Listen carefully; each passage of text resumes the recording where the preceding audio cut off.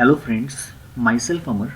Now in this video I will discuss how to create controller class by using annotation and how to map the request by using annotation.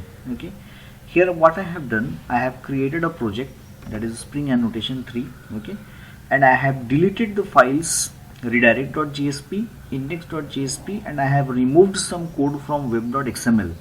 Now what are the files deleted and what code I have removed, that I have discussed in my previous video also. Okay, now in the web.xml file, what I have done, for any kind of request, which servlet will be called dispatcher. Dispatcher means it will call dispatcher servlet class provided by the Spring framework, and this particular class will read dispatcher servlet.xml. Okay, here what I have done, here I have written, in fact you can give the bin name. Here let me change it to ABC. Okay, here what I have done, here I have created a bin name class equals to my controller, which is present inside the com.ripplescode.controller. Okay, now to create the controller, what I have done, first of all I have created the package. Inside this I have created this controller, and to create this controller I have not extended the abstract controller class. Here I have used the annotation @controller, which is present inside this particular package. Okay,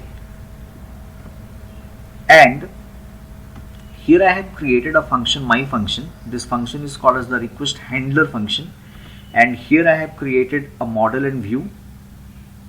Here I am calling the view welcome, and I am passing a message first Spring project with annotation by using this key value pair. Okay, now what will happen, whenever any request comes having the URL pattern as welcome, as I have written here at the request mapping. Okay, if you remember, earlier we have done the request mapping in the dispatcher servlet.xml, but once you are creating the controller class like this, then there is no need of doing the mapping in the dispatcher servlet.xml file. Okay, the mapping is done in the controller itself by using the request mapping annotation. What will happen, if any request comes with the URL pattern welcome, then this particular function will be called, and after that it will go to dispatcher servlet.xml, where it will search the view by using the view resolver, where it will find the view inside the web.inf JSP folder. It is getting the view welcome.jsp, and here what I have done, I am retrieving the value from the key which we have passed from the controller, right?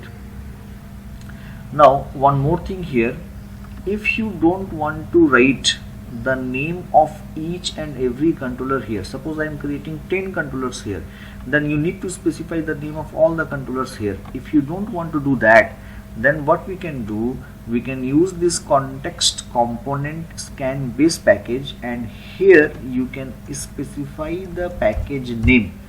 It will automatically include all the controller class present inside this particular package. Okay, let me run this.